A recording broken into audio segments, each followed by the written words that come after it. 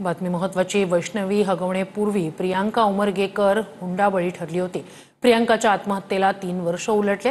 आरोपी सासू सासरा आणि पतीला अटक झाली होती, मात्र त्यांना आता जामीनही मिळालेला आहे। नेमकं काय घडलं पाहूया। हुंडाबळी ठरलेल्या प्रियांकाच्या आई वडिलांची कैफियत। घोलप कुटुंबानं BMW सह लाखोंचं सोनं उमरगेकर कुटुंबाला हुंडा म्हणून दिलं। वैष्णवीचं प्रकरण ताजं असतानाच घोलप कुटुंबियांना त्यांच्या मुलीबाबत घडलेल्या घटना आठवल्या। वैष्णवीचे आरोपी अटकेत आहेत, मात्र न्यायासाठी खेटाच माराव्या लागतील असं घोलप यांचं म्हणणं आहे। घरगुती कारणातून मुलगी प्रियांका उमरगेकर हिनं आत्महत्या केल्याचं घोलप यांनी म्हटलंय। अहो, माझ्याच मुलीला जर न्याय मिळत नसेल तर तिला काय न्याय मिळणार आहे सांगा। हे जे कायदे वगैरे आहेत हे जरा बदली झाले पाहिजे, चेंज झाले पाहिजेत, तेव्हा कुठं तिला न्याय मिळेल। तिला न्याय मिळाला तरच माझ्या पण मुलीला न्याय मिळणार आहे। आणि जगामध्ये ही जी प्रकरण अशी होत आहेत तर त्यांना तेव्हाच तिला न्याय मिळणार आहे। फक्त ही जे नियम कायदे जे आहेत हे फक्त कठोर झाले पाहिजेत।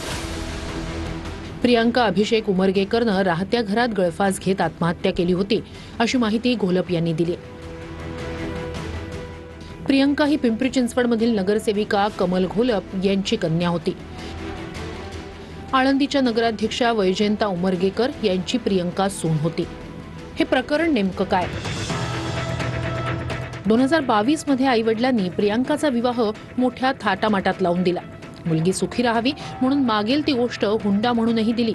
अगदी BMW कार आणि लाखोंचं सोनं हुंड्यात दिलं।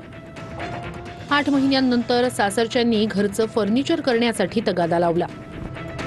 फर्निचर करून देण्यासाठी प्रियांकाच्या आईवडिलांना थोडा वेळ लागला।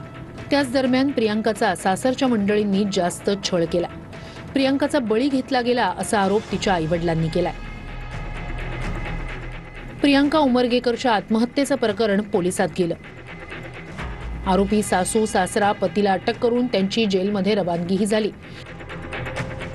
3 महिने जेलमध्ये गेल्यानंतर तीनही आरोपी आज जामिनावर बाहेर आहेत। थाटामाटात लग्न केलं, त्याला काय गाडी BMW पप्पा मला ते पाहिजे देऊन टाकले आपण त्यांना, ती हौस होती तिची, ते दिली। त्याला काय सोनं नाणं काय पाहिलं ते दिलं पण आपण तिला। त्यांना ज्यांनी माझ्या घरच्यांना त्रास दिला त्या मुलीला, त्यांना कमीत कमी त्यांना फाशी झाली पाहिजे, जन्मठेप झाली पाहिजे, तेव्हा कुठंतरी समाधान वाटणार आहे। प्रियांकाच्या घटनेला 3 वर्ष उलटून गेली आहेत, मात्र प्रियांकाच्या मृत्यूसाठी जबाबदार कोण याचं उत्तर अद्यापही मिळालं नसल्याचं घोलप कुटुंबाचं म्हणणं आहे। आरोपींना कठोर शिक्षा झाली नाही असंही घोलप यांचं म्हणणं आहे। उलट या 3 वर्षात अनेक पुरावे नष्ट केल्याचा आरोपही घोलप कुटुंबियांकडून होतोय।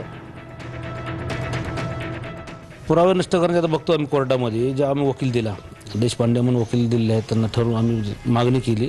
चांगले वकील आहेत, बघतात ते, तर आम्ही त्याची मागणी केल्यानंतर त्यांना बघितलं का आपण काय केसमध्ये तर म्हणले, वडील नात्याने मला त्यांनी सांगितलं की त्यातले आपले पुरावे नष्ट करायला चालू आहे। म्हणले काय पुरावे नष्ट केलं तर जे माझ्यासोबत ते बोललेले आहे ते CDR संपवलं, मिळत नाही म्हणून सांगतात।